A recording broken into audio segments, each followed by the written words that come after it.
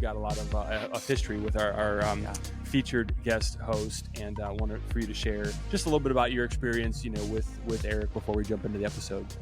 Absolutely. So I have known Eric Breish since 2021 when he was one of the first artists in my artist mentorship program. And so I've had an absolute pleasure of getting to know Eric over the last few years, and also just watching him grow and mature as an artist and experiment and take risks, those things we talk about so often here at Just Make Art. And so this is really fun to have our first co-host, something that we've talked about over the last few years of wanting to bring in artists that we know or friends of ours, or even maybe some of our heroes, to kind of bring their own quotes to the table and have a discussion with them. And so you had the privilege of sitting with Eric at Ferrari Gallery in Dallas, Texas, the Big D, to discuss his story and also his upcoming exhibition that opens this Friday, May 18th at Ferrari Gallery on Ferentine Street in Dallas, Texas, with a new collection of his work that he's really been, as you'll find out in the episode,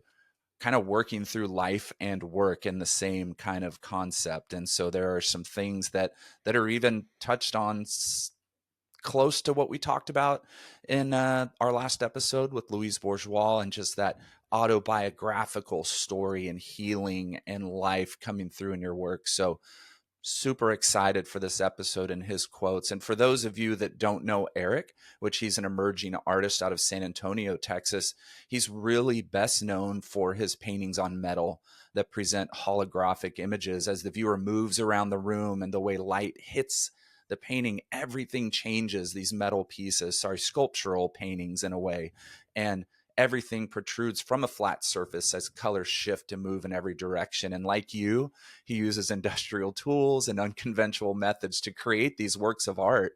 And his whole thing is having it engage with both electrical and natural light to create an effect that is very different than most pieces that you will see out in the art world. And so aluminum, copper, steel, all these different things he interjects, transparent inks and varnishes. And now with his new work, he's been doing some collage and glass work and photography and things that he has mixed in for this new collection. And I do highly encourage anybody in Dallas or Fort Worth Metroplex to go see the show and its run, and let us know what you think, and let Eric know what you think. And so it's exciting. And Eric talks about this process in the podcast and pitching to the gallery. I know my old work, but I have these ideas for new work. Take this journey with me. That's a nerve-wracking thing, Nathan, to present to a new gallery you're in. Hey, I've got new ideas. Will you take this journey with me? And I will say much, much kudos and love to Ferrari Gallery for taking that journey with an artist. Because a lot of times in the art world, they may not want to take that journey with you at times. So the fact that they said, yes, let's do this, that's pretty exciting to me. Yeah, having had a chance to meet and hang out with Deb and Jim at the gallery there. We should all be so lucky to work with gallerists that are that supportive of new bodies of work and supporting, what the artist really wants to do. And that was really cool seeing a good chunk of that show that Eric was delivering actually during that trip. The metalwork, for example, of course, I'd seen, pictures and video, but as with all art, always looks better in person, but especially the holographic nature of his metalwork, of which he's got some incorporated into the show. It's absolutely crazy. You're like moving from different vantage points, being like, is this following me? What's going on? It's super, super cool. Hey, just real quick before we jump into the episode, I was curious if maybe you wouldn't mind sharing, what was something about just something that you experienced or observed, with Eric as an artist, kind of how he approaches his work, while he was in the mentorship program. Well, I think, I think this is an exciting episode for the artists out there who started late. So for all of the artists out there who didn't have an art education or go to art school or have an art background, this is a great episode for you because, when Eric tells his story, he started work late in life. He had a career. He had things that he was very goal oriented in and successful with. And then he had a dream about making art. And so that was kind of his step or jump into making art. So you don't need an art education to be an artist. Sure, that helps, but you can always educate yourself further on and learn everything you need to know. And I think for Eric, one of the things that really separates him is his absolute drive and his focus. His drive and focus are so important for artists, especially when you first start out, because it's really easy for you to be unmotivated while you're motivated in the studio. And one of the things Eric did is, and he talks about in the episode, when he moved to Houston, he went out to see everything he could. He was bold enough to go to galleries, go to shows, go to all these things. And I love that. Here's the thing with Eric: boldness has always been something that he doesn't lack. And I think that's what really drew him to me as a mentor, working with somebody who is bold and not afraid to take risks or go out there. Is exciting, because the one thing you need in art to find some success, I'm not talking about financial success, I'm talking about success, getting into galleries, getting into things, is the boldness to put yourself out there. And Eric has that, and he's always had that. And I think that's where that success has come to him. And look, he found an artist that inspired him insanely. And what did he do? He wrote to the artist, ended up meeting with the artist, and that artist became his mentor and started his journey. It's just a beautiful story. And the quotes that he comes with Rick Rubin, my favorite author, Mary Gabriel from 9th Street Women, Corey Allen. I mean, these are incredible quotes. And I just want to, we're about to jump into the episode, but the quote that I love the most was the Mary Gabriel quote in 9th Street Women that says, "There are hardly any exceptions to the rule that a person may pay dearly for the divine gift of the creative fire.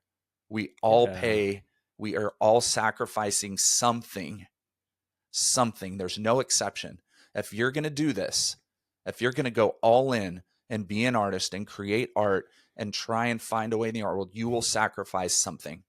Yeah. Now, I think you can balance life and sacrifice, but for some of us, it comes at a really heavy cost, and a very sad, unfortunate cost as well, which Eric will talk about and reveal more in the episode. So really excited for everybody to hear this, especially those artists who have started late, those artists who have that boldness hiding inside, and they're just ready to try and figure out a way to get out there.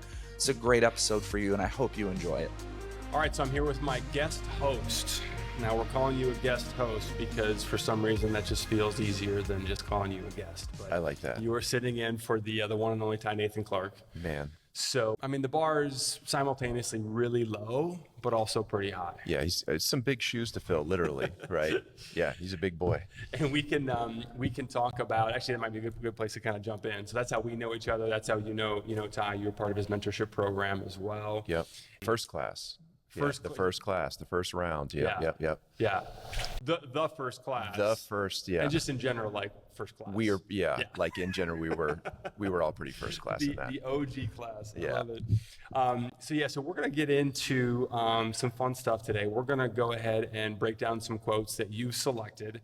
And in the process, we're going to get to know you as well, hear about kind of your story, your journey as well. So it'll be a fresh perspective, since people are probably already, even though we're only, 20 episodes deep. Yeah. Sick of hearing, from you guys. I'm a breath of fresh air. That's exactly right. So no pressure. So we're actually here at Ferrari Gallery in Dallas, and really cool. So we got a chance to come last night to the opening of Cecil Touchon's opening. You're going to be the next show here, which is why you're here, and kind of why her here. So that's whose work we're sitting in front of. And I thought it'd be really fun when he was giving his artist talk last night, which I really enjoyed.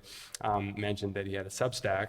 Spent some time, on there this morning, and really, really good stuff. So would highly recommend checking out, if you're on Substack, the Touchonian, and we'll link to that in the show notes as well. But really, really, really interesting stuff. Super, just insightful. Yeah, I'm going to call it wisdom around the creative process and just what it is to make your way as an artist. But so I thought it'd be fun, since we're sitting in front of his work at his show, to start with one of his quotes, and then the reins will all be yours, from here. But so this quote goes, this is from one of his entries. Again, we'll link it in the show notes. But he said, "Often I've found clues about myself by studying my artworks.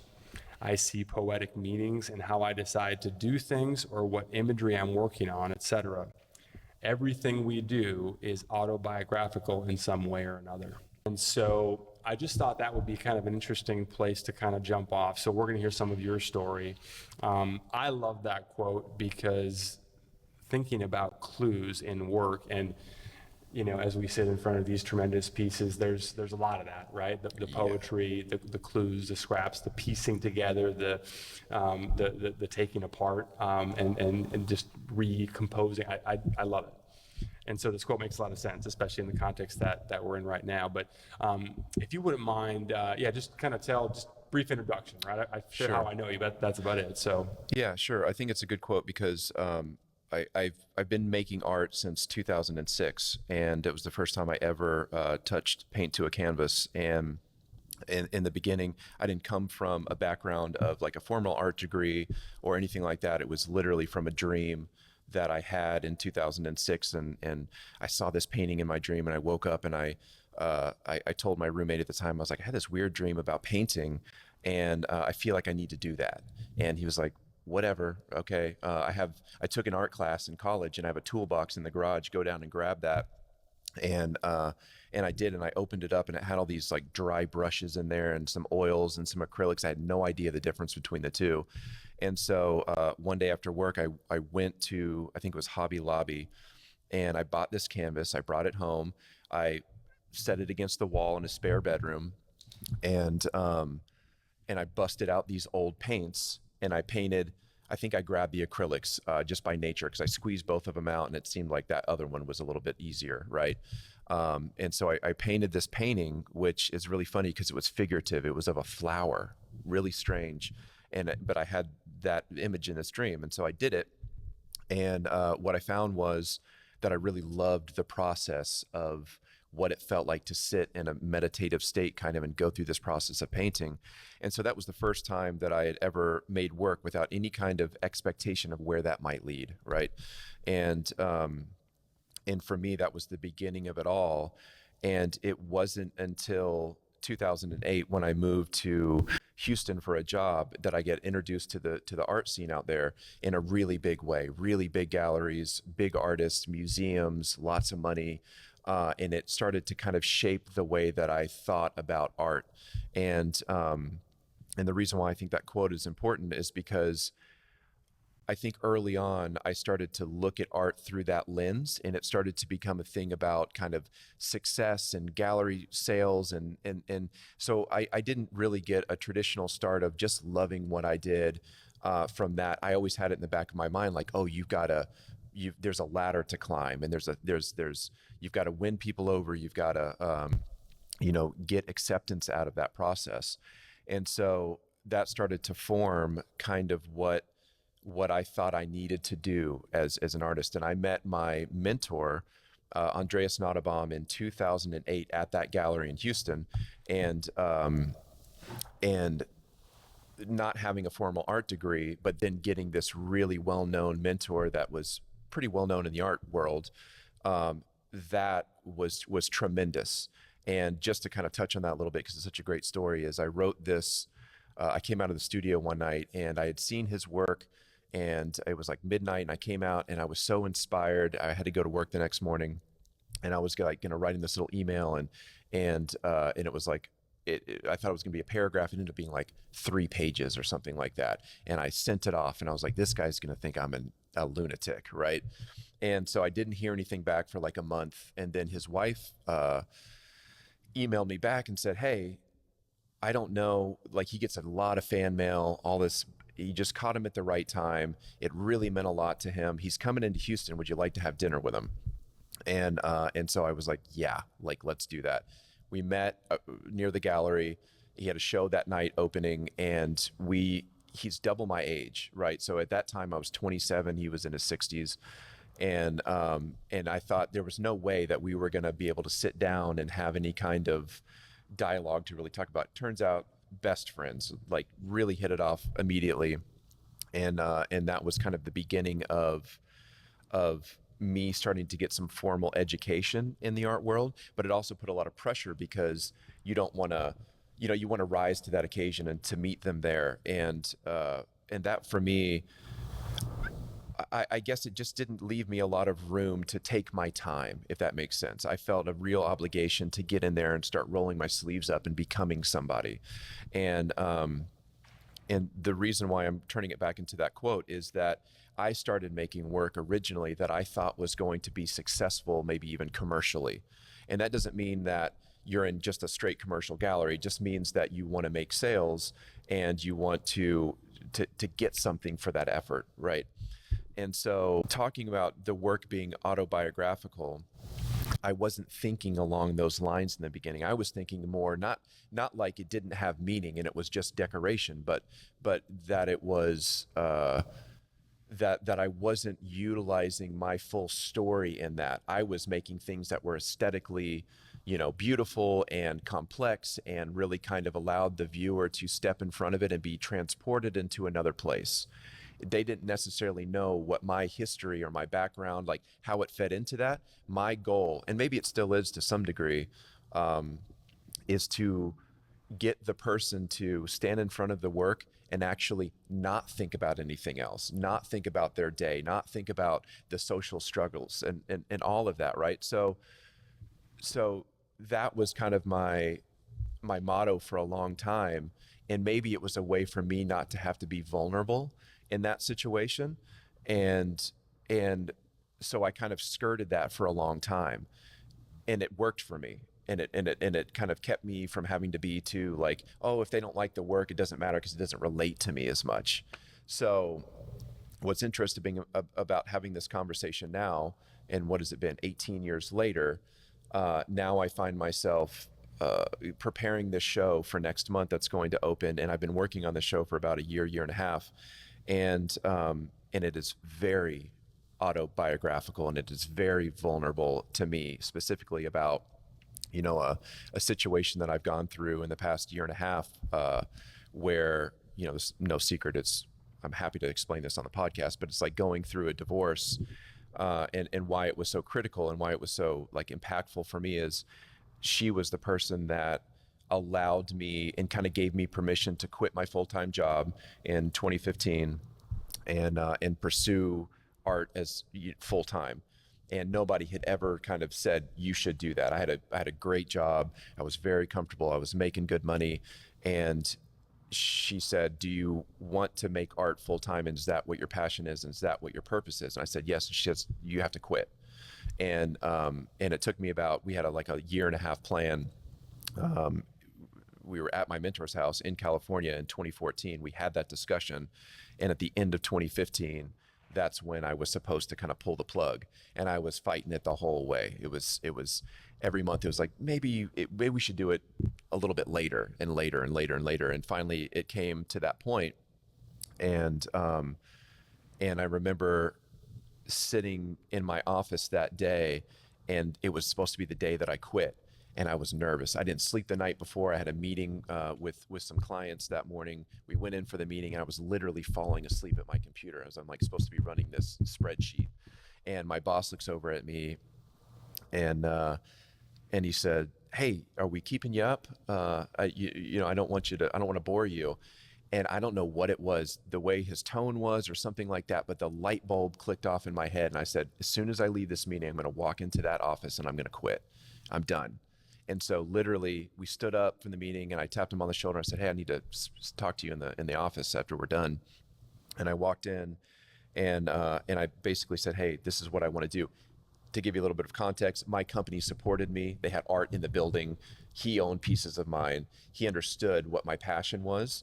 And he kind of gave me a little bit of like pushback and said, are you sure you want to do that? Like, a lot of people would kill for this job.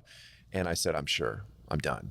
And that was it. My 2 weeks I put in, did that, and then it was like kind of like off into, the future. And so even up through that time, I was still making work that still wasn't really resonating for me personally in a really deep, meaningful way. And it took me a long time to get to that point. And I think going through this divorce, I had two options. I could have really laid down and just kind of crumbled and given into what I thought the feeling was of, maybe I just don't want to do this anymore. It's cost me so much. There's so much like time and energy and effort that goes into making art that maybe I should step back and kind of reevaluate, because it's changed my life. But I think through that process, I was giving myself an out to not have to to dig deeper into that. And what it allowed me to do was to kind of put everything on hold that I had been doing, and said, I'm going to take this time. All my galleries are stocked up. I'm fine. I'm going to take this time to start making work that really resonates with me, and it tells the story of what I have to go through to get out of me, to kind of heal this wound, and to rediscover who I am as an artist, as an individual.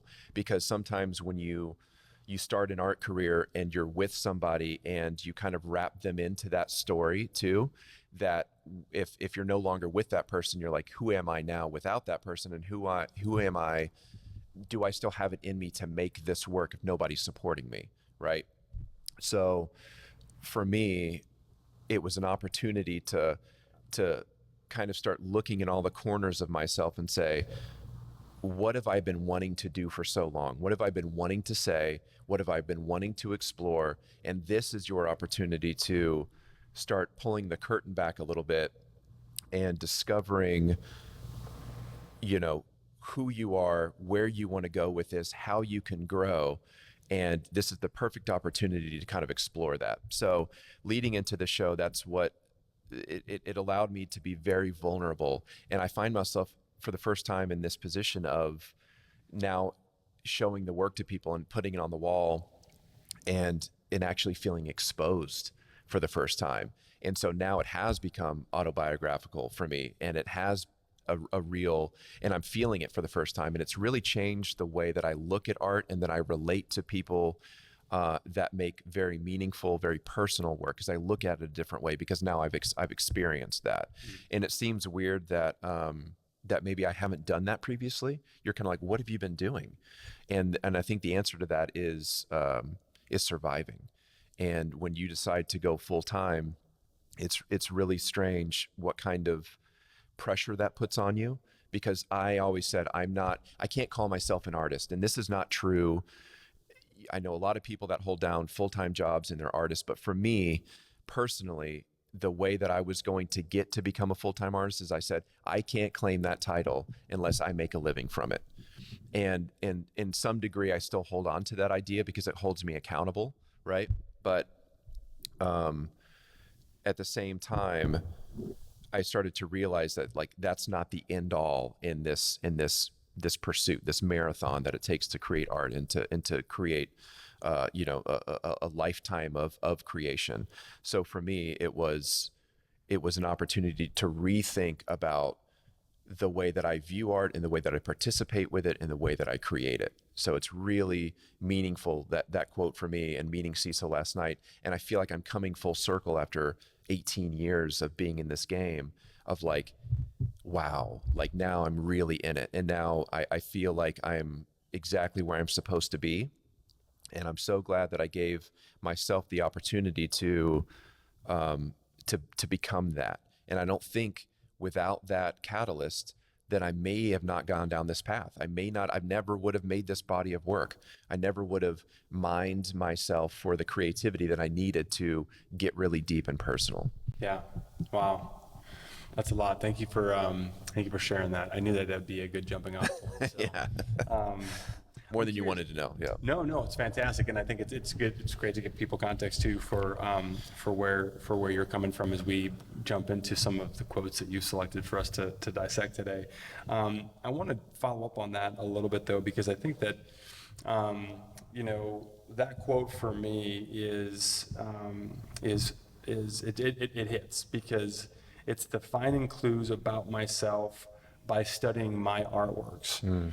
Which to me is an indication that, well, I can't study my artwork until I have artwork to study.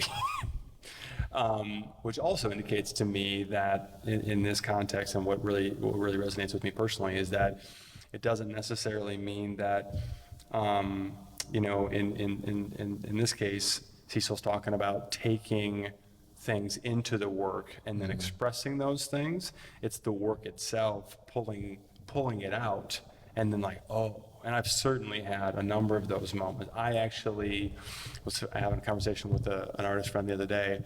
I don't know if I don't know how I would go about sitting in front of a blank, whatever piece, I don't use canvas, but whatever, starting Sure. fresh with something, Yeah. and being like, this one's going to be about X, right?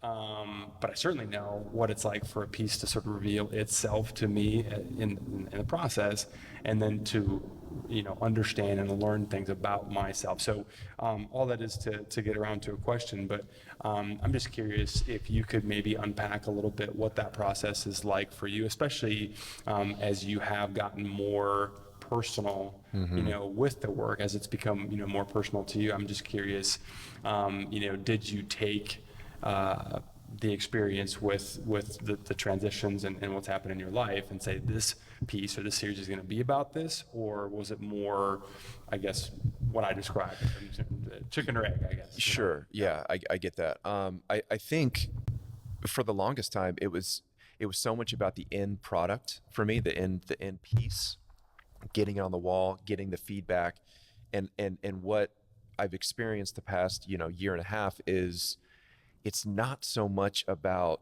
what gets put onto the wall. It's really about the process, and it really is about that revealing. Because I'm the same way. Like I think you and I work very similarly. Like we don't.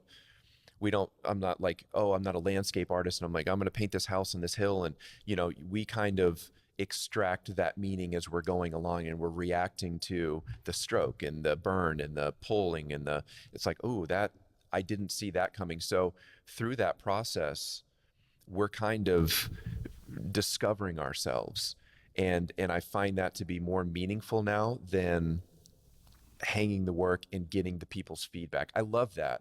But I really, it's almost like when the work is done and the show is done, I'm done with it.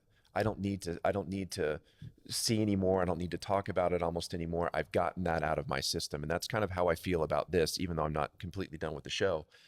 But I'm finding myself as a therapeutic, like, release, almost getting done, moving on. I can close that up. And that's not in this show. Yes, I sat down and I was like, I really need to, this is like a journaling process for me. This is like a therapy for me. I needed to get this out of me so I can like move on, and I can kind of heal when I need to heal. And so I did go into the show thinking that I want to express this, but I also was coming in the very beginning of a place of like, it was more painful then, and it was more, a story of loss.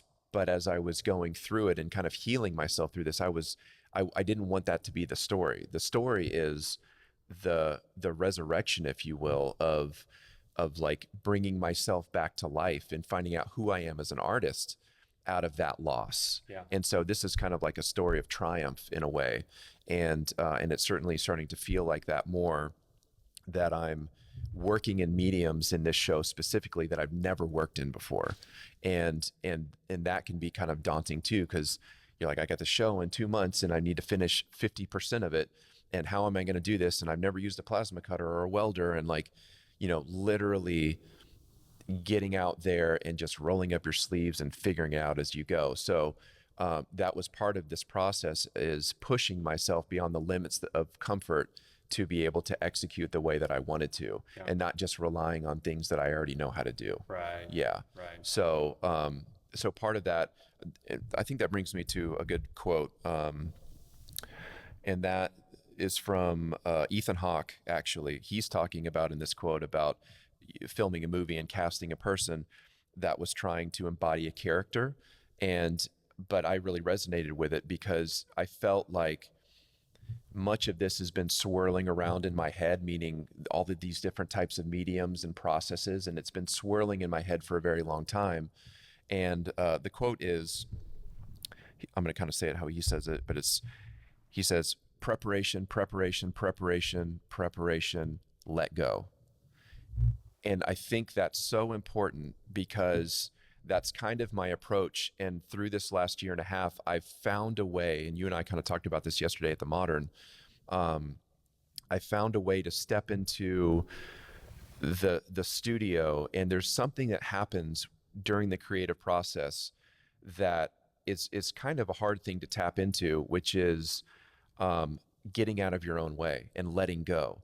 And so I find myself stepping into the studio and kind of putting my antennas up, right? Like getting those up right when I walk in, and priming myself to be able to connect with source, whatever that is, wherever this creativity comes to or comes from. But you put the antenna up and you kind of call upon that connection with source. And when you feel it coming on, and you start getting out of your own way and letting that I guess freedom, you let yourself be free in the creation without overthinking about what it is that you're doing. And I find that I'm starting to get better at putting that antenna up and connecting to source and getting out of my own way. And I think that that's what it is. You got to prepare. You're always thinking as artists, like, what's in your mind, and oh, I want to do this, and oh, I want to do that. And we're cataloging in our mind all the time about, oh, I'm going to try this next time. So this has been building, and you're preparing in your mind, and you're going to do that. But at some point in time, you got to let go, and you got to do it.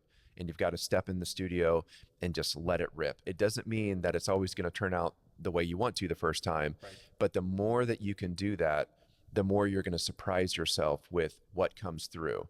And that's when that magic happens, and you stand back and you're like, I didn't really maybe mean to do that, or I didn't mean for this to come out this way, but because I wasn't thinking about it, or because I wasn't in my way judging myself, or, ooh, is the audience going to like this or not, it just comes out right. And I don't know how to describe that, and I don't know how to really explain that feeling to people that aren't in this boat of creation like that, but it's a really fantastic feeling when it happens. Yeah. It's almost like you're connected with the divine, and bam, it's right there. Yeah. It's special. Yeah. I love that. When you shared that quote, I was thinking about how, preparation can take a number of different, forms. I think that one thing that I've observed and just learned about my own process is that for me, preparation has way more to do with identifying the conditions that are present when things are flowing, when work that I'm excited about continuing to pull the thread of is generated, because it is very much we're sensitive beings, and that's part of having an antenna that we tend to receive all of it. Yeah. And so a big part of it is sort of identifying, being able to sort of sort through, all right, of what the antenna is collecting, what am I to do with it? So I guess I'm just curious for you, what is preparation, look like? Maybe, give us a peek into kind of your process. Yeah, I think a lot of the preparation kind of comes externally from the studio for me. So I'm kind of gathering things as I'm living life. And I really believe that's an important thing to talk about too, is you have to have a balance in your life. It's very easy for us to disappear into the studio for weeks on end and like not see anybody, and at least it is for me. But I find that process works better for me if I'm out into the world and I'm getting inspired, I'm having connections, I'm doing all of these things that fill my cup that I can bring back into the studio. So when I hit the studio, I'm kind of already been thinking about how these things are relating to the work that I want to produce. And so I'm bringing that back in the studio and saying, okay, I'm full. How am I going to, when I put that antenna up, it's almost like, you're right, there's a lot of things going on, but I've already thought about a lot of that. It's not so staticky anymore. It's kind of like I've already been thinking about it. So when I step in, I kind of have a feeling about what I already want to do. And so when it happens, that it's already been processed for me. So for me, the preparation is the balance of life and living fully in a balanced way that allows me to come in and kind of get a shortcut to creativity. Yeah. And like dialing it in quickly, because it's really easy for me to go in the studio too and kind of like, look around and, think about this and then be distracted. And there's time for that. And there's time to read and there's time to do all of that. But if you're staring down a deadline, you got to get on the work and you've got to really start to get in there and make the thing that you've been thinking about for a long time. So that preparation is taking place for me along the way. And then most of the time I try to just get in the studio and articulate that vision. Yeah. Yeah. So if I'm hearing you right, you're saying there's a time to just make art. There's a time to just make art. What do you know? We're going to tell some jokes during this session too. So, and just so it's clear that we are telling jokes, we'll be sure and say that was a joke. Yeah. So yeah, you're welcome. You're welcome. For bonus humor. Yeah, some dad jokes. Come for the art, stay for the chuckles. What's your next quote? My next one, I think a good one would be. I just touched on that. Let's take one from Rick Rubin. And can we just admit that Rick Rubin is kind of like Yoda in a way? Everything that comes out of this dude, you could make like a meme about, and I think there's plenty out there. But this one really struck me. It says, the audience doesn't know what they want. The audience only knows what comes before. And that is kind of in relation to the show that I'm creating, because so many people get to know you for what you do. So you can imagine like the things that you do when you go in and burn different things and you tear it apart and you rip it. And then one day you show up and you're like, maybe you painted a landscape and everybody's like, what's Nathan doing? Why is he painting landscapes today? You know, I'm not showing up for this. But maybe you're a really great. I told you that in confidence, by the way. He's got a big body of landscapes coming, guys. You're so landscapey. But maybe you're a great landscape painter and nobody knew about it, right? So I think that's really important, because that doesn't just relate to the audience, that relates to like galleries too, and the people that show your work. And sometimes you can let the gallery kind of shape you into the artist that they want you to be, because the seventh circle painting that they've sold, they're like, we've sold 7 of these in the last month. We need some more. And we kind of talked about this earlier, you can give into that. And I think that there's a fine line between, creating things that are going to sell. And sometimes you have to do that. If you're going to rely on art, you have to, kind of bend a little bit. I know a lot of artists that are like, I'm not doing that anymore. It's too commercially accessible, and I'm not like that. Mm-hmm. If it's like, hey, you've had a long stretch of maybe not selling some paintings, maybe like 3 months. And if somebody comes along and says, I need a circle painting, and we've already got a buyer for it, I'm going to create that painting, because it allows me to continue to make the things that I want to make.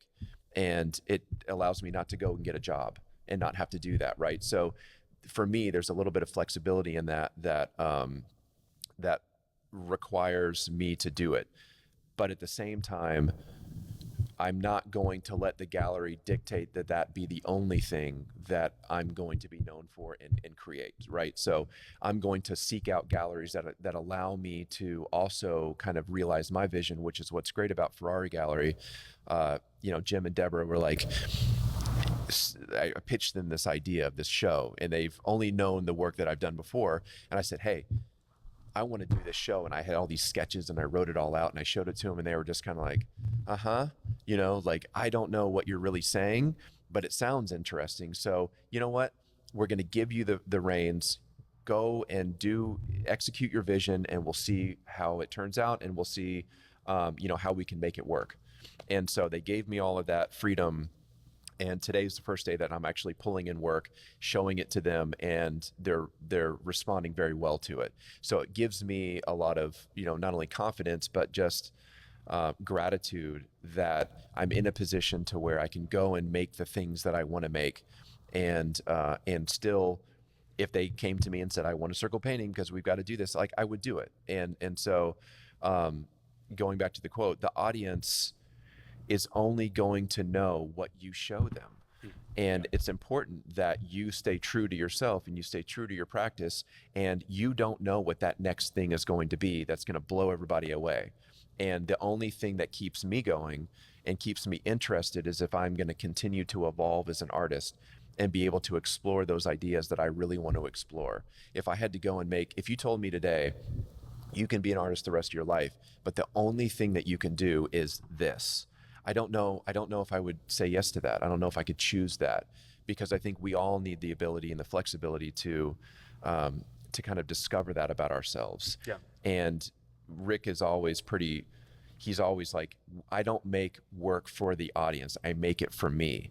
And that's the only way that it really becomes true art and something that people gravitate towards. Because if you make it for somebody else, like a movie, for example, you know, if you're like a small filmmaker and you go out and make a documentary and it's very heartfelt, that's a different experience than going into like maybe like, I don't know, and I hate to say this, but like Michael Bay movie where it's big production, hundreds of millions of dollars, and like, you know what you're going to get, right? Like there's a bunch of people working on it, but there's not a lot of maybe soul in it. It's going to entertain you, but it's not going to make you think about it maybe for the next 2 weeks. Yeah. Be like, man, that really touched me. Yeah. So, you know, that's the way that I'm starting to look about or think about the way that I connect with an audience now. Yeah. Whereas before I might have kind of pandered to that a little bit more. Sure.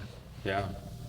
That must have been I mean, if I'm hearing you correctly, it sounds as though you're prioritizing, you're just creating back to our earlier quote, you're creating the right conditions for you to be able to make more work and continue to explore new pathways that aren't super well worn. And that's a beautiful thing. I think that, if all we're doing, I think we were talking about this over breakfast this morning, but if all we're doing is a slightly different version or the same version of what we've done before, is it, I don't want to say is it really art, right? But like, what is that doing? Are we introducing anything new to the conversation? You know, we talked about one of our shared favorite bands, Radiohead, which is a great, now, in fairness, virtually everything they've ever made is beloved by almost everybody.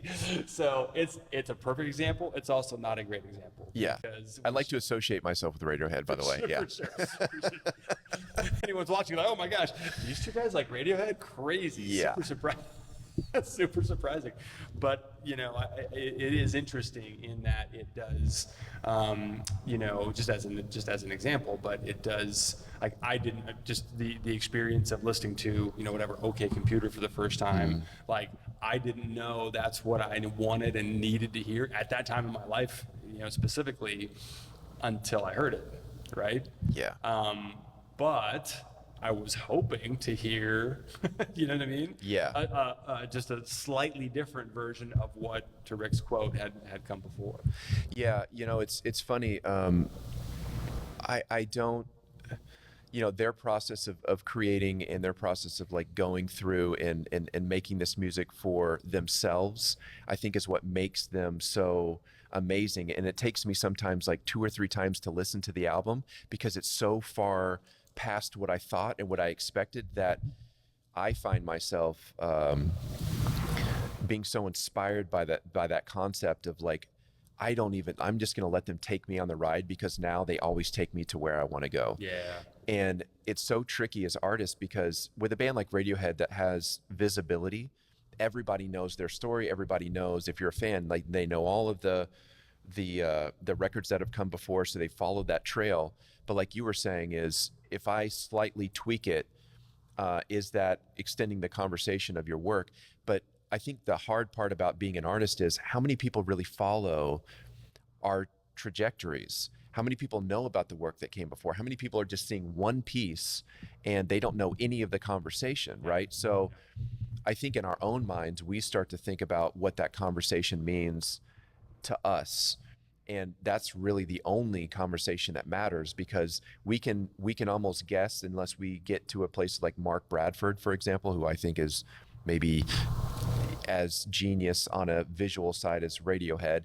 But like, maybe if you're a Mark Bradford, who is my favorite visual artist, maybe everybody knows his story and seen his timeline, so they can associate the way that they all talk to one another, his body of work.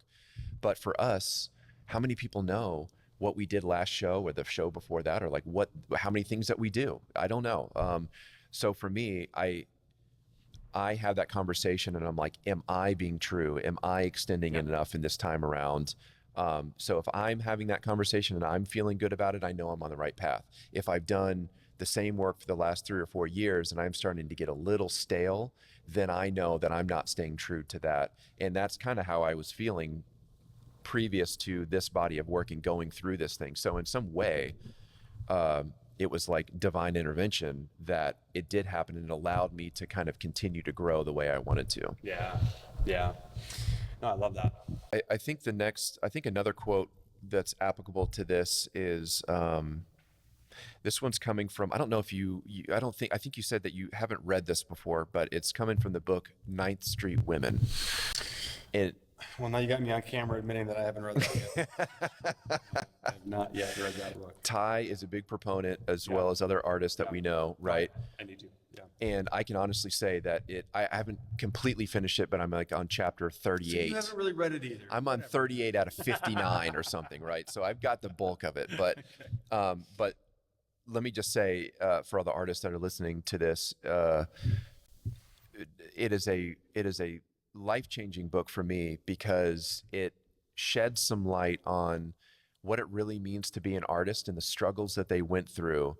And it was so moving to me, because I related to a lot of things that they were going through at the time, whether it was like, I think it was Grace Hardigan that was, had a child, and she found it very difficult to be a mother and be an artist. And, so there were some things that I really related to.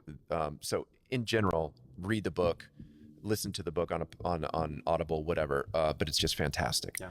But this quote is from that, and it says, there are hardly any exceptions to the rule that a person must pay dearly for the divine gift of the creative fire. I'll read that again if you want me to. There are hardly any exceptions to the rule that a person must pay dearly for the divine gift of the creative fire. And I find that how that relates to this topic that we're going through is it's, over the 18 years, and I see how much time, and we've talked about this too, is I see how much time and energy and effort that is spent in the studio, and how much it takes up of your life. And even when we come out of the studio, often our minds are still thinking about the work and like what we need to do. And that kind of bleeds into family time, and it bleeds into relationships and everything. And I realized how much I had sacrificed through the years of becoming a full-time artist, and what that really meant for me. Because in the beginning, I didn't know what that really meant. I was like, this seems fun. I'd like to do this. And it seems like a good investment in time, and like it's therapeutic for me. But I didn't realize the cost that it would have on the people around me. And I think that quote, you pay for the creative fire that gets instilled in you. And I don't know, once you open that, or once you get the fire going, I don't know if you can stop that. I don't know if you can quench that from needing to burn and tending to it. And I know that you probably relate to this because you have a wife and kids, and like you spread your time between that too. So for me though, there is a great cost in this. So if you're thinking you're going to get into this thing and be, maybe a full-time, maybe not full-time, but if you think that you're going to get out unscathed from this process and becoming an artist, and really if it's a true calling and a true passion, it's going to eat you alive in a great way, and also sometimes a painful way. Yeah. But at the same time, you almost don't have a choice but to do it. I mean, there's two sides to every coin. What goes up must come down. Insert your favorite expression here, but I mean, yeah, it's interesting. I remember it was about a year or so after I had transitioned into art full time, and I remember my wife asking me. We were having dinner one night, and just the two of us, and she said, don't take this the wrong way, but I kind of thought that once you left something that you weren't incredibly passionate about to do something that you love, I kind of thought, you might be a little bit easier to live with, to be around. And I was like, yeah, I did too. I did too. And it's and that's fair. That's an absolutely accurate thing for her to have said. And I've thought a lot about that. And I think as it pertains to this quote, I think that once that once that creative fire is burning, and once you're, you know, it's interesting, fire is actually really good. I mean, you think about how destructive fire is, but also how fire is also just in, you know, in nature, like, you know, before there were people who were managing forests, and, you know, but it burns. You know, It's a creator. Absolutely would create new growth, would get rid of all of the brush and all of the dead, and open up, you know, things to grow, you know, new as well. So anyway, it's something that has, there's both sides of it, right? So I don't know, it's one of those things too, where like if it's in you, it's gonna find a way out, right? And I think that the best thing to do with it is to make things, right? It's to do something with that fire that's in you. And I wouldn't even say that it has to be something that has to be art. It happens to be that, you know, for us, right? But I have a lot of friends, I'm sure you do as well, that have other outlets or other things that are creative, you know, in nature, that certainly sort of, you know, scratch that itch. But I mean, it kind of goes back to something that we were talking about this morning too. Like anything worth doing is going to be hard. It just is, man. You know. Yeah. I mean, we all love those, you know, easy. I mean, you were talking about a piece earlier, as you were going through things with Deb and Jim, and explaining how there was that piece, the magical unicorn of one that just came together in one session. Yeah. Wouldn't it be nice if it always just happened that way? Yeah. What would it be though? That's great. Let's talk about that. Would that really be nice? Maybe because you almost feel like you cheated in a way, right? For sure. You're like, that shouldn't be. And if somebody knew about that, you know, it's like, oh, that piece took you. I always get the question every show. It's like, how long did that take you? How many hours did you have in that one? You know, you got to come a month. Yeah. Whatever. Well, really, the answer to that is like, it took me 18 years. Yeah. Exactly. Because like we're only as good as like how far we've come, right? So, but in the sense, we're trying to, like what we said earlier, you're trying to put your antenna up, you're trying to connect with source, you're trying to let that flow through, and sometimes it works too well. And you're like, bing, there it is. But at the same time, it gives you like a little bit of satisfaction that you had that experience and that it went that way, but it can't all be that way. Because you've got to struggle, because through that struggle, just like anything else, it's like building your body or something. You're not getting a great body unless you're working out and you're pushing through and breaking boundaries and your muscle down and all of that stuff, right? And just because it's not easy doesn't mean you're not supposed to be doing it. Yes. And I think maybe because it's not easy, you should be doing it. It's like I don't know if you're a cold plunger.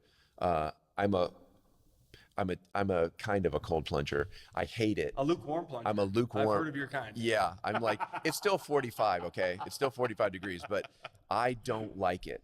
You know, I have to really force myself to go through that. And every time that I do, I feel like I grew a little bit and I feel better because of it, right?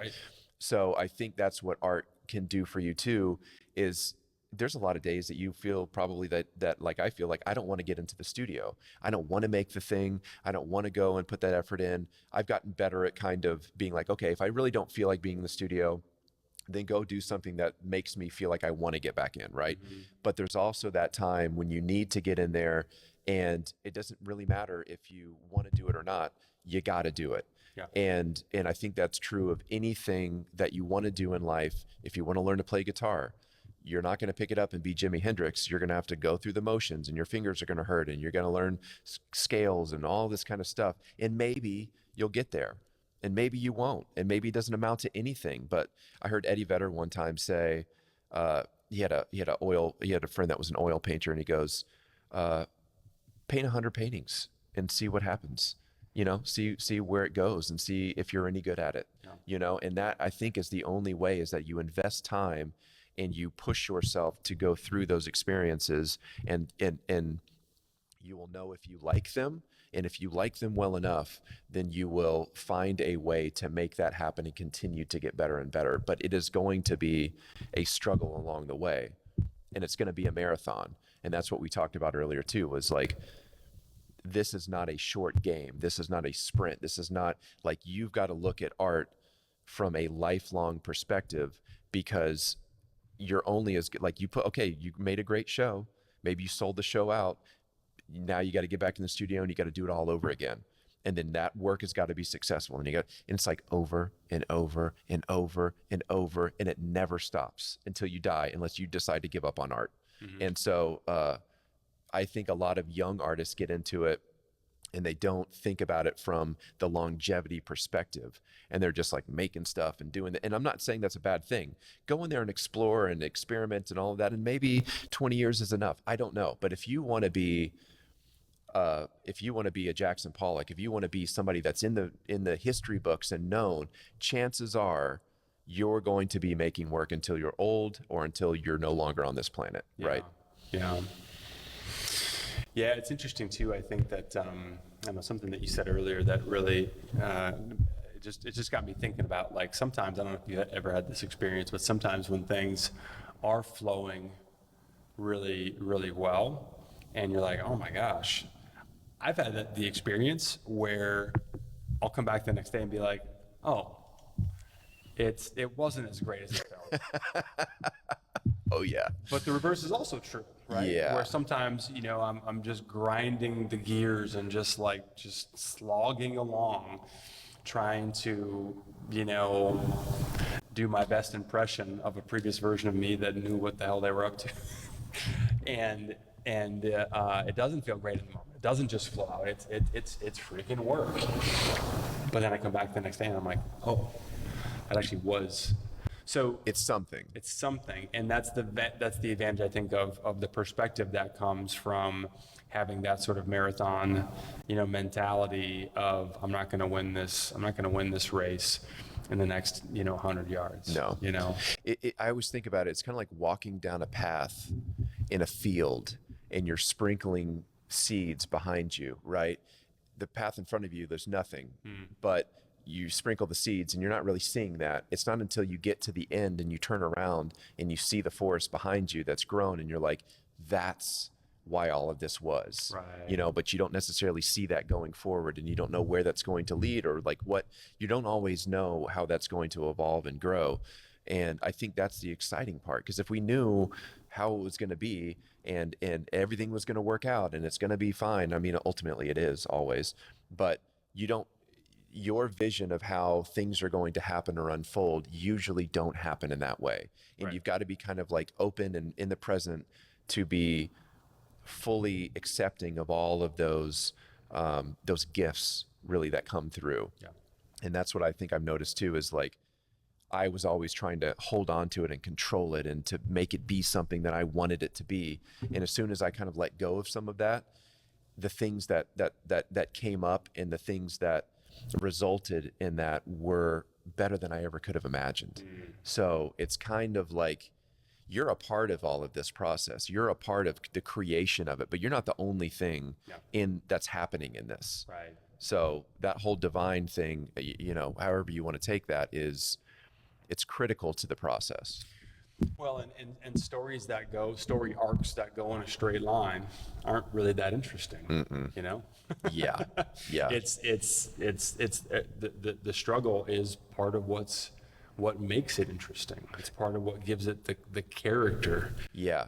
And you don't really know, because like the things that you walk into the studio, like you were saying, that have failed, quote unquote, failed or not turned out the way that you thought, you never would have, and however you react. So the important thing is, if it does fail, how do you react to that failure? Right. And what do you do with that? How do you kind of like bridge it to the next thing to make it work, or to flesh that idea out? Because 9 times out of 10, it's probably not going to work out the way that you thought it was going to, especially if you're getting into a new body of work where you've never done that before. Yep. There's going to be a lot of trial and error. There's going to be a lot of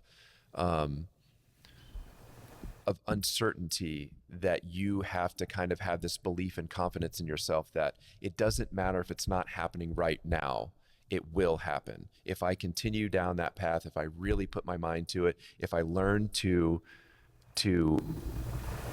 I guess, correct those mistakes, which I don't think anything is a mistake necessarily. It's just, I'm learning from every part of the process that I'm doing, and it's sharpening the tool. So we talked about, at breakfast, the tool belt that you wear, and maybe you just start as a painter and you've got a hammer, and maybe your hammer's pretty good, and then you pick up like a screwdriver, and it's like, okay, well, this can do that, and now I can add collage to my painting, or I can add this to my painting. So all those tools that you're picking up and you're sharpening and you're learning how to use go into your tool belt ultimately. Yeah. And you can pick from those different things, and then that is when you start to create the things that draw the thread through your work and make you who you are as an artist.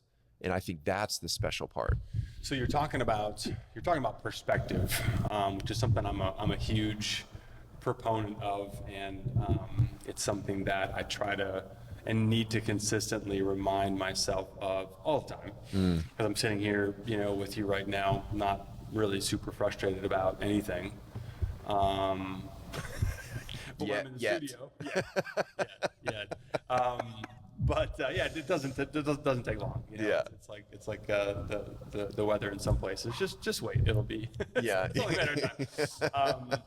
But I think that when it comes to perspective, what I'm curious about is for you and your 18 years now of doing this, if we were to form this into a version of a tangible takeaway. Do you think there's any way to accelerate perspective? Because that's what I'm hearing from you is just the wisdom that comes from experience. Yeah. Like you've learned to continue to put one foot in front of the other, even when it's not going well, because that ultimately the fog lifts, the sun comes out, and things get better, and ultimately you have to be in the game of doing, right? To the Ethan Hawke quote that we started with, you have to, because otherwise how do you even know, right? Yeah. But I guess my question is, do you think there's any way to sort of accelerate that wisdom or accelerate that perspective beyond just sort of picking it up at the natural rate? I do, and I struggled with that for a long time, and I think it comes down to like an emotional regulation to some degree, because what I've learned and what I've been in practice of for a little while now is like becoming the observer, right? Almost taking yourself out of the situation. And you can apply this in art, you can apply this in your life, you can do whatever. But for me, stepping outside of myself and not being controlled by that emotion. I used to get in the studio and like let's say you spray a big panel with varnish, and all of a sudden, it's maybe too cold or too humid or something. You walk in the next day and the whole thing bubbled, and you're like, now I got to take it all the way back down, and I've spent this money, and it used to just like spin me into this dark place of I hate the studio today, Right. And now, even when I'm in like my personal life or whatever, now I find myself kind of stepping outside of myself and looking down almost. And observing my emotions and observing the situation and observing other people's emotions and being like, okay, this is what's occurring. This is what's happening. But you are in control of your emotion, and you are in control of how you take defeat, how you take, mistakes that are happening. You are in control of how that affects you and how you show up in relation to that. So for me, it's been very helpful to kind of be able to instill this practice of, okay, I know what I'm feeling right now, but I'm going to stand outside of that, and I'm going to observe it, and I'm going to look at it, and I'm going to act quicker to be able to let that go and move on, because the only person that it's hurting is me. And even if somebody's like totally mad at you, and somebody's yelling at you, or like you didn't, it's like, fine, you're feeling that way. Maybe it's genuine, maybe it's not, I don't know. But like, I respect, I see your position. Thank you for sharing that. But at the same time, I get to choose how that affects me, and we can have that communication. And I do the same thing with my artwork. I'm like, I see you. You didn't want to do that, or you didn't want to, just do what I wanted you to do. And you gave me a puzzle to kind of like solve, or I don't know why it's happening, but oftentimes I'll get through a problem and I'll be like, now I see why that happened, and now I know for next time how I can do that better. So if you're not running into those walls, how are you ever knowing to adjust to that, or to And if you're in a negative headspace, you're not looking for how to get through that. You're more just thinking like how mad you are about why that went that way. Well, it did. And so did life. Yeah. You know what I mean? Like you can't control that. And as much as you want to sit in that emotion and be upset about it, it's not doing anything for you. Right. And it took me a long time to kind of get there. Interesting. You know? Yeah, I like that. Let's, I think this is I'm gonna read this next quote. Is this the last one? The last one, Corey Allen. Yeah. So Corey Allen said, think about your past, then think about who you've become. You did that. You saw how you wanted your life to change, trusted your instincts, and put in the work to make it happen. Remember that the next time you start doubting yourself. Mm-hmm. Mm. So why is that, what does that quote mean to you, and why is it important? Yeah, I think that as artists, there's so much built-in doubt within ourselves because we're seeking that validation oftentimes because, what does it mean if people don't like what we do, or maybe we think that they don't like us because they don't like our work, right? So I think it's important not only from the artwork perspective, but also who you are as an individual, because you ultimately shape who you want to be. And being an artist is a process, right? Not a lot of us, maybe some people are born into that. But a lot of us are learning who we are and shaping it's kind of like when you're born and you get raised by your parents and you learn all the things that they want you to learn. And then some of us spend the rest of our lives kind of unlearning those things and becoming the person that we really want to be. Mm-hmm. And I think that quote relates to that because you have to have the ultimate confidence within yourself to know that the path that you're walking on is who you ultimately want to be. And you have to get past the point of, I guess, letting people dictate that for you or have any kind of opinion. It doesn't mean you can walk around and be a jerk, or you can, it's like, be a good person, be authentic, be all of these things and shape the person that you want to be, and kind of like be the person that attracts everything to you, right? Like you don't want to chase after it. You don't want to force it. You don't want to, repel things. So for me, it's like giving yourself some grace around not only becoming who you want to be, but also knowing that you're creating your path and you create the right path for who you are ultimately. Yeah, I like the very last line of, remember that the next time you start doubting yourself, not if, but the next time, because there will be a next time. Oh, no doubt. Yeah. There's no question. No doubt. There's going to be doubt. No doubt. No doubt there's doubt. Golly. It is. And I just think there's no way around it. There's no way that you can walk in every day and be like, I'm the best, what I'm doing is important. And you can kind of like trick yourself. You can speak positively, but there's no way that you do something and there's not a little bit of, I don't know, but ultimately I think that I always know the shows that I like the best are the ones that I don't know if I like when I'm creating them. You're like, say that again. The shows that I like the best are the ones that I don't know if I like while I'm creating them. Okay. And so I know I'm on the right track if I'm making things and I'm like, not really sure about that. Don't know if I like that quite yet. And I kind of like, I'll bring some people in and let them look at the work that's going on. I'm like, let them speak about it a little bit, and I'll pick up on if something resonates.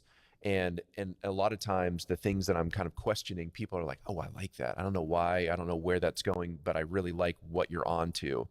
And otherwise, if I do the thing that I know I'm good at and I know it's going to execute well, people are like, oh, that's cool. But there's nothing beyond, like I've seen it before.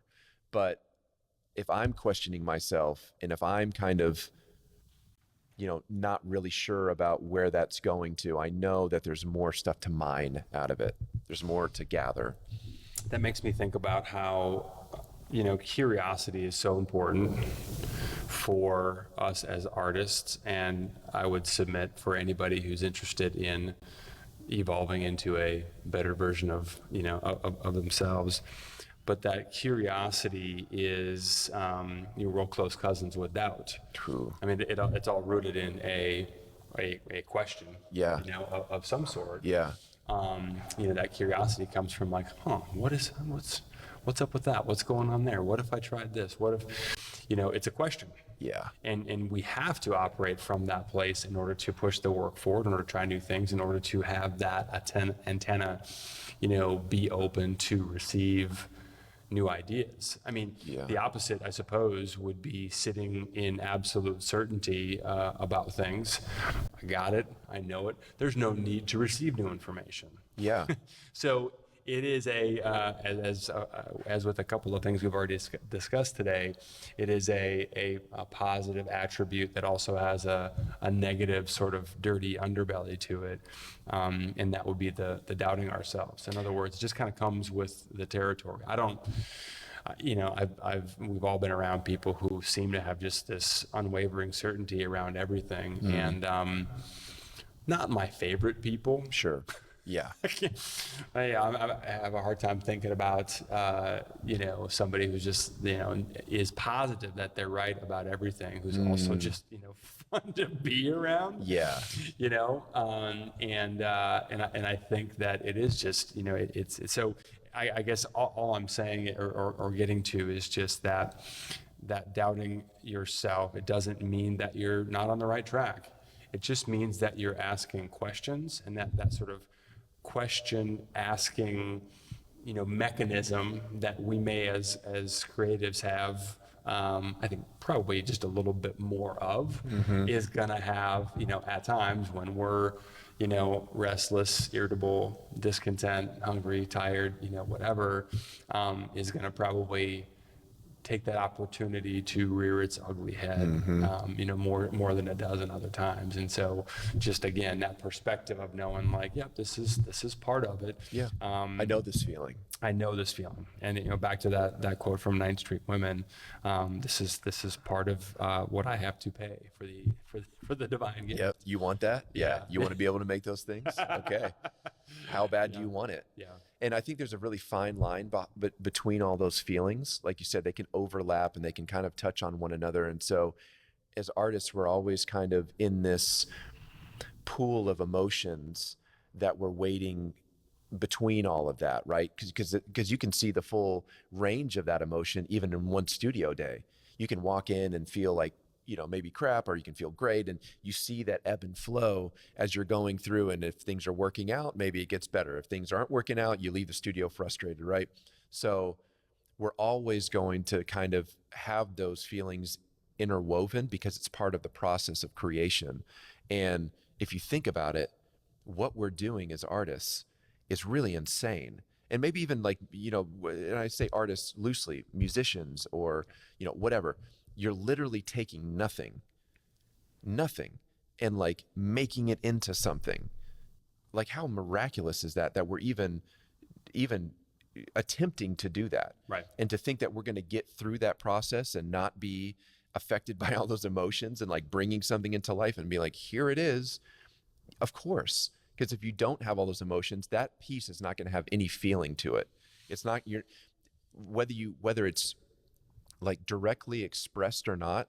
When you look at a painting, you may not get all of the artist's feelings or emotions that it took to make that piece, but they're there. Yeah. And that's what brings it to life. And that's what really makes great art great, because in some way you know that they went through something to get there.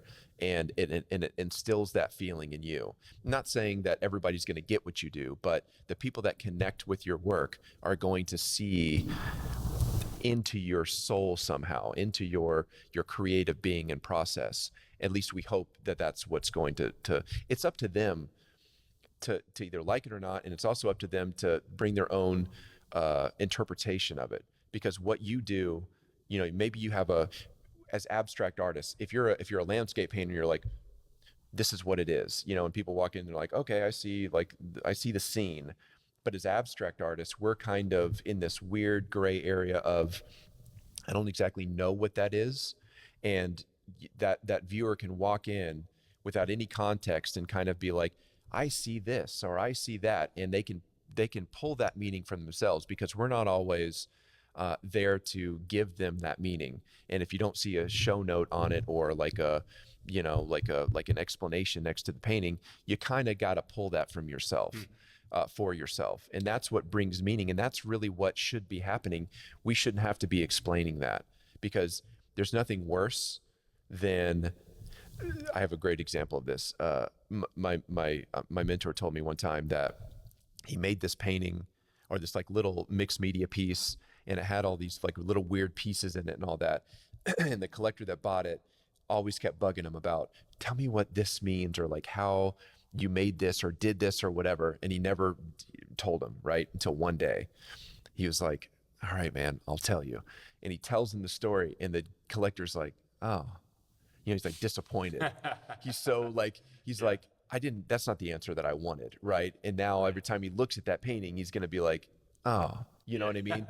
So it's almost better to not explain that and just let the people run with it. You've already done your job. You've already infused it with everything that you've got. And who was telling me that, or who was saying that? Cy Twombly. And I know you guys are a fan of Cy, and I am too.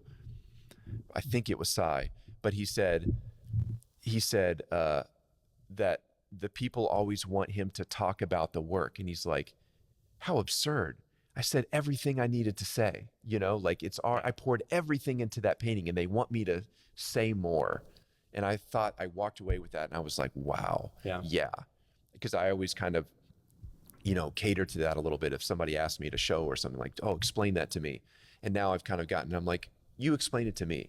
I'd rather hear what you pull out of that. And, we can talk about it, but I rarely give such in-depth meaning to it, because I just don't want people to, to see it through my eyes all the time. Right. Just like whatever it is to you, Yeah.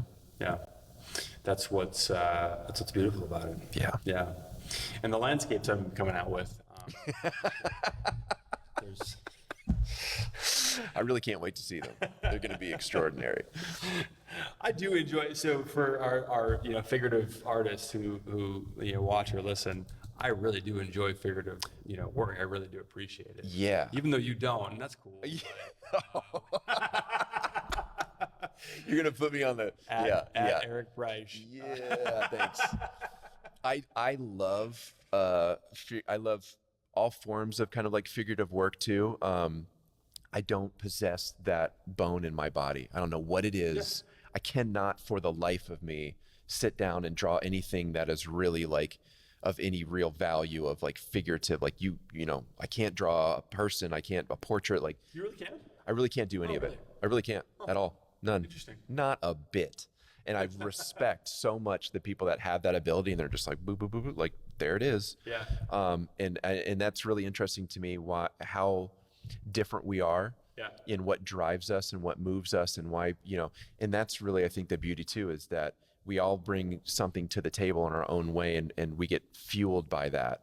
And we all kind of want to be accepted by the masses, but it's just usually it's never going to happen. Mm-hmm. You're going to have the people that love it and have the people that don't. And there's nothing you can do about it. So as we begin to wrap up, we always try to tease out some kind of tangible takeaways. So one of my favorite questions to ask people is what has been some of the most impactful advice that you've received from your mentor or anybody else, just on a personal level, artistically, and what piece of advice do you find yourself giving most often to people who ask? Wow.